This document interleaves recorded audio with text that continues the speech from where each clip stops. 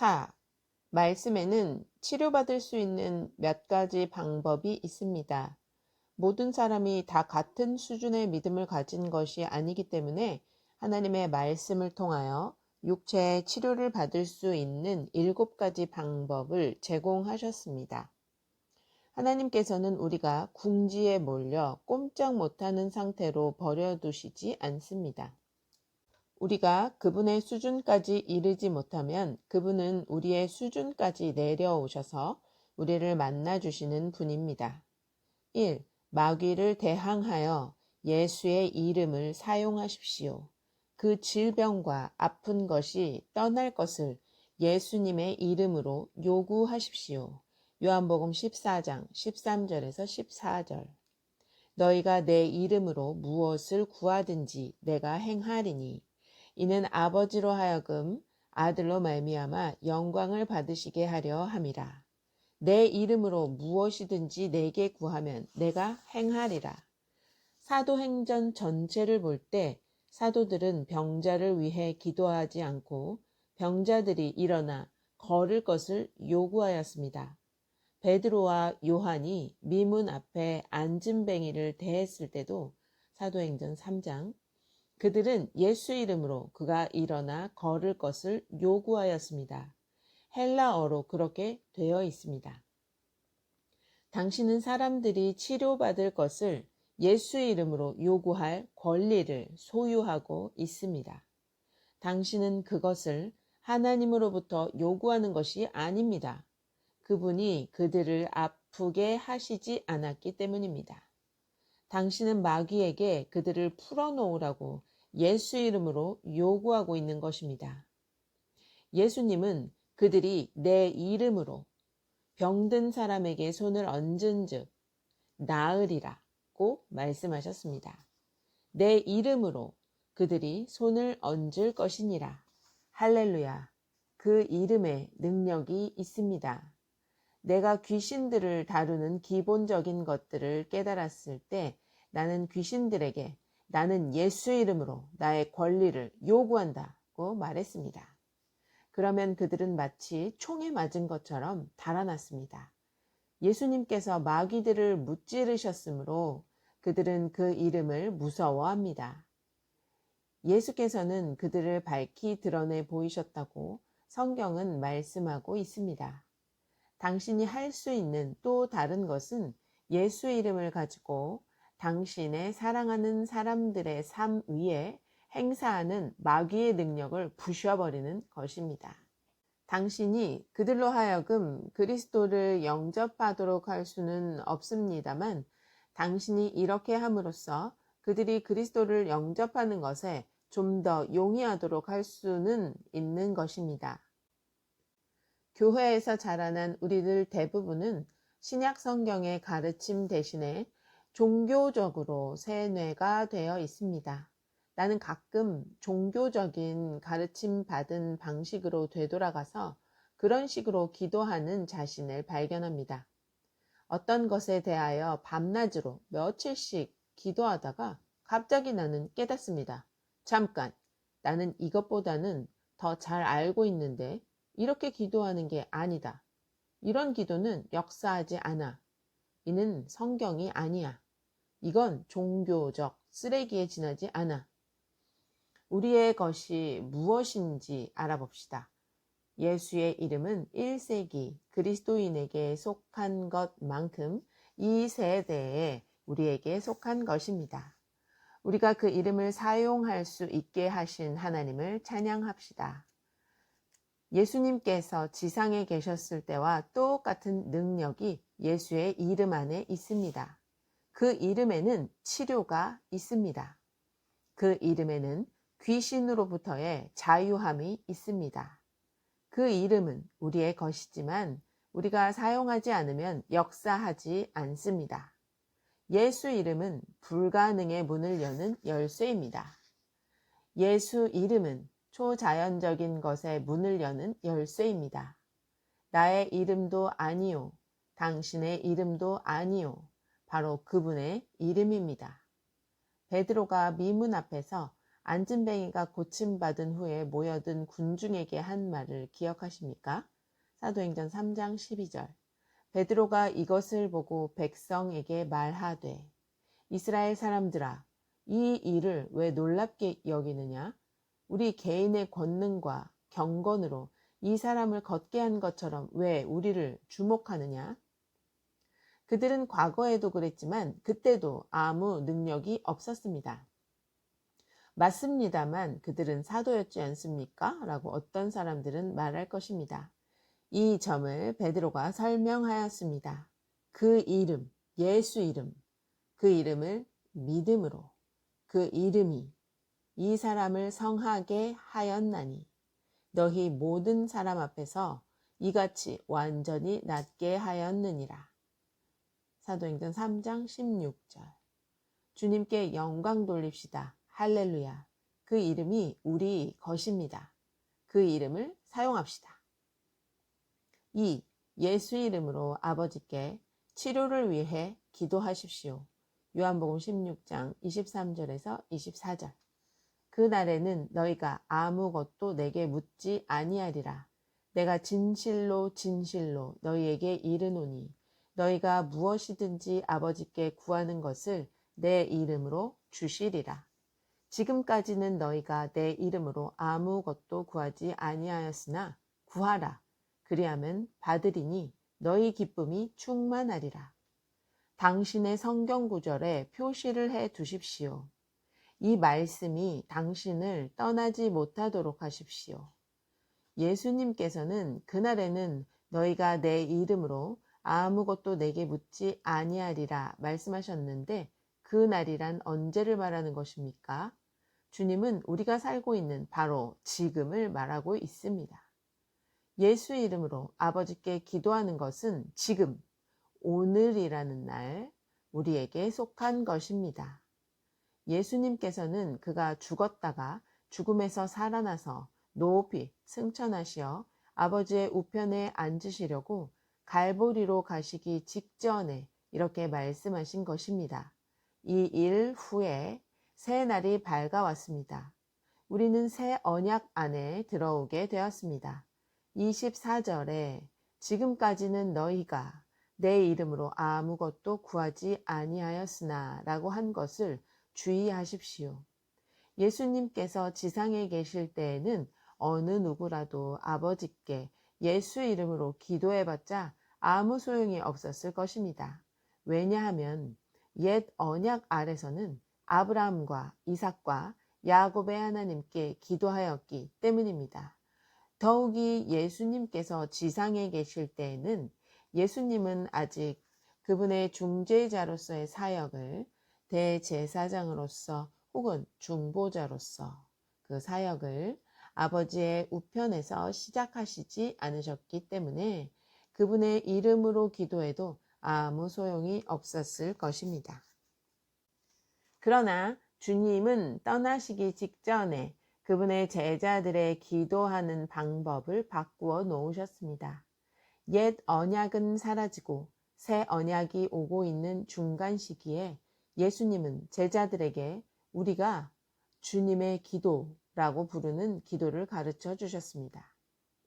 예수님은 우리들에게 이렇게 기도하라고 가르치신 것이 아닙니다. 당신은 언젠가 이렇게 생각해 본 적이 있습니까?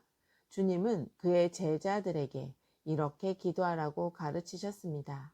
나는 주님의 기도가 아름답지 않다고 말하는 것이 아닙니다.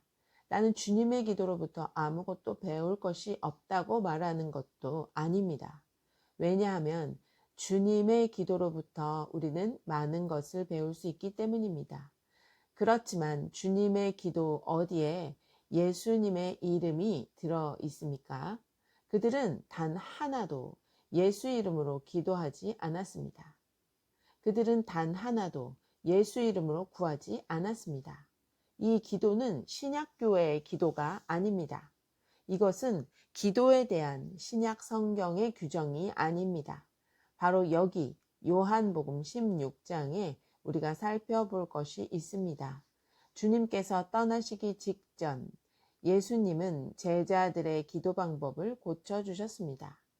하나님과 교회 사이에 세운 새 언약 아래에서 우리는 예수 그리스도의 이름으로 하나님께 나아가야 합니다. 우리가 많은 것을 놓쳐버린 한 가지 이유는 우리가 옛 언약 시대에 기도하듯이 기도하려 했기 때문입니다. 예수님께서는 또 구하라 그리하면 받으리니 너희 기쁨이 충만하리라고 말씀하셨습니다. 물론 이 말씀은 모든 기도를 포함하는 것입니다만 특히 치료를 위해 기도하는 것을 포함하는 것입니다. 만일 당신의 사랑하는 사람이 병들어 있다면 어떻게 당신의 기쁨이 충만하겠습니까? 그것은 불가능한 일입니다. 그렇지 않습니까? 만일 우리가 기도 응답을 더 많이 받는다면 우리는 더 많은 기쁨을 소유할 것입니다. 우리가 더 많은 기쁨을 나타낸다면 우리는 더 많은 사람들을 구원하게 될 것입니다. 여기에 치료가 관계되어 있습니다.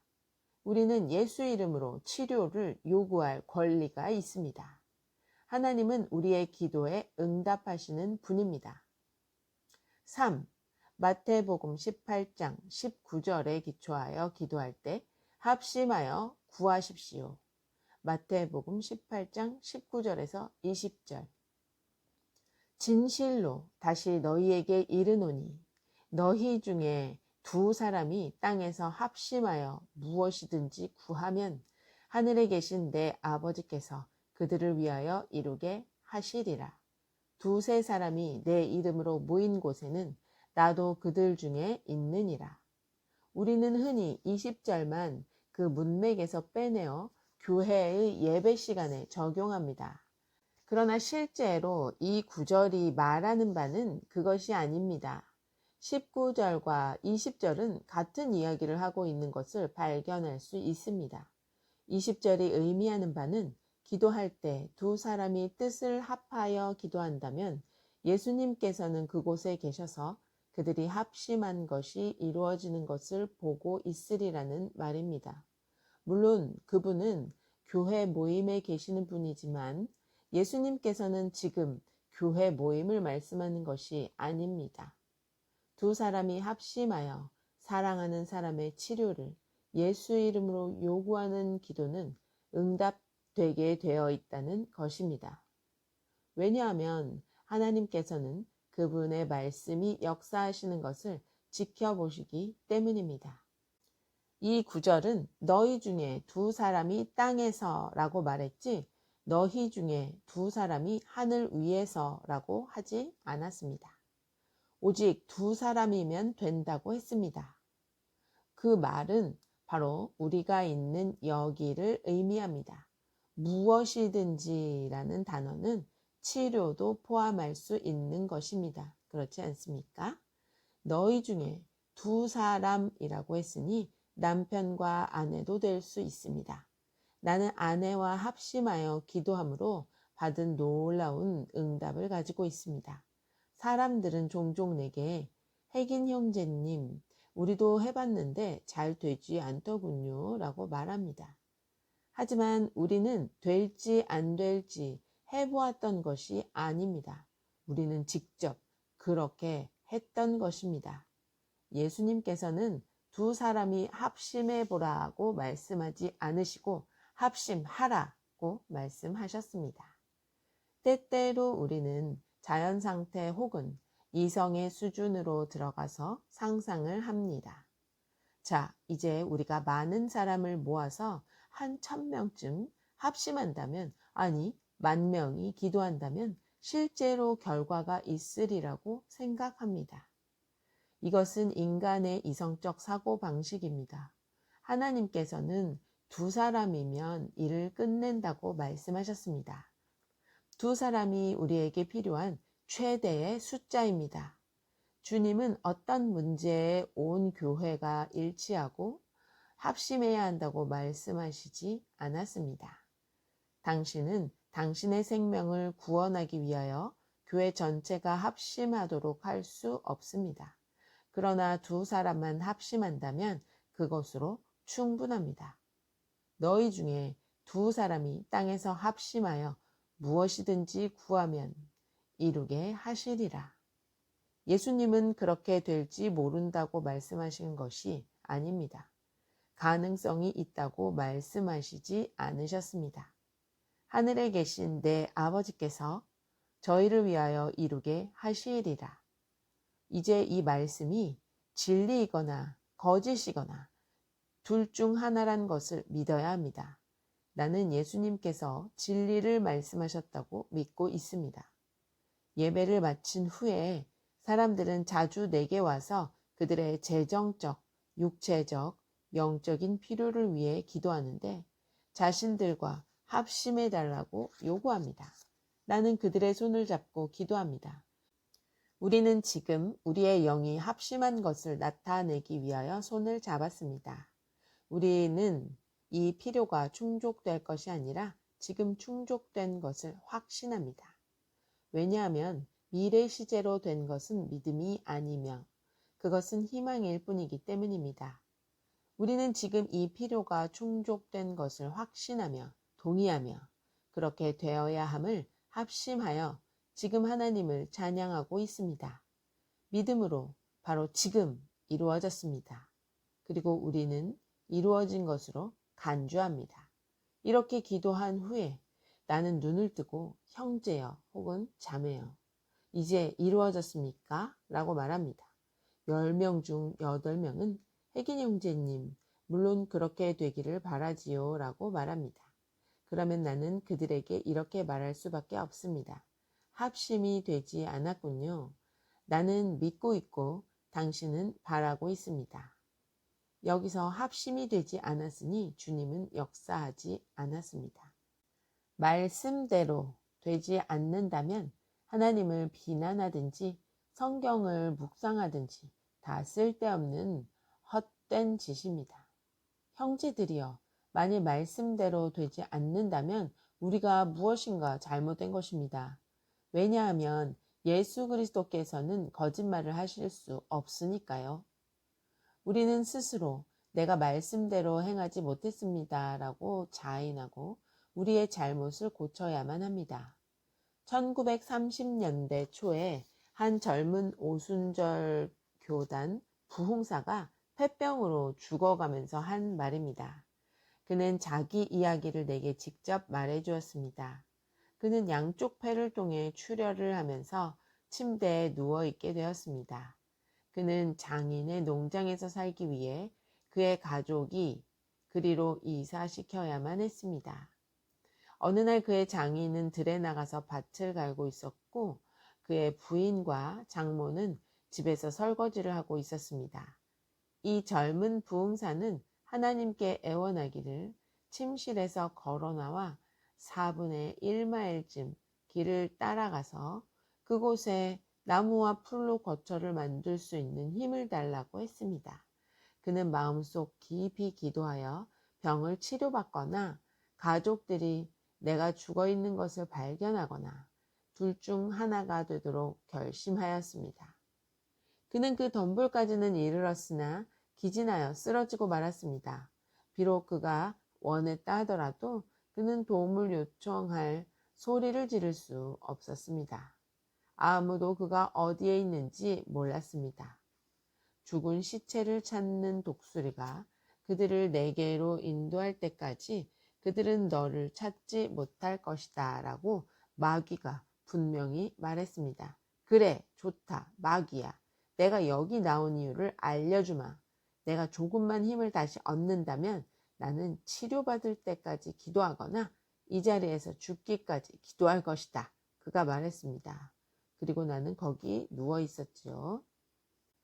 기도를 시작할 힘이 좀 생기기를 기다리면서 나는 이런 생각을 하게 되었습니다. 나는 가는 곳마다 병 고침을 받으려고 기도 요청 카드에 적어 제출했었다. 수백 명이 나를 위해 기도했다. 아니, 수천 명이 기도했다. 미국의 모든 신유 전도자들은 내게 손을 얹었다. 모두가 기도해 주었다. 만일 이 모든 기도를 다 합한다면 수백 시간이 되었을 것입니다. 이 모든 위대한 믿음의 사람들이 내게 안수하셨습니다. 하나님은 신유 전도자들을 사용하십니다. 나는 이렇게 결단을 내렸습니다. 나의 하나님, 내가 무엇인가 잘못했습니다. 나는 더 이상 기도하지 않겠습니다. 내 기도는 아무 소용이 없습니다. 나는 내가 어디서 잘못되었는지를 알게 되었습니다. 나는 그 기도 요청 카드들을 제출하지도 말았어야 했습니다. 나는 지금까지 다른 사람이 누군가 나를 위해 기도해 주기를 바랐습니다. 나는 하나님께서 이미 내 것이라고 말씀하신 그것을 내게 달라고 애원하였던 것입니다. 성경은 내가 치료받았다고 말하고 있습니다. 주님, 나는 여기 누워서 당신을 찬양하려고 합니다. 나는 치료가 나타날 때까지 당신을 찬양하렵니다. 나는 단지 속삭이기 시작했습니다. 주님을 찬양합니다. 하나님께 영광을 돌립니다. 할렐루야. 예수님 감사합니다. 한 10분간 예수님 감사합니다를 속삭인 후 나는 팔굽을 땅에다 대고 팔을 들을 만한 힘을 얻었습니다. 그리고 나서 또 한 10분간 하나님을 찬양하였습니다. 그리고 나는 두 손을 들었을 뿐만 아니라 목소리도 더 크게 높일 만한 힘을 얻었습니다. 2시간이 지난 후에는 나는 내 발로 일어서서 하나님을 찬양합니다 라고 어찌나 크게 소리를 질렀는지 몇 마일 떨어진 곳의 사람도 그 소리를 듣게 되었습니다. 보십시오. 그는 하나님의 말씀이 말하고 있는 바에 합심하여 하나님의 말씀대로 믿고 행하였을 때 응답을 받았던 것입니다.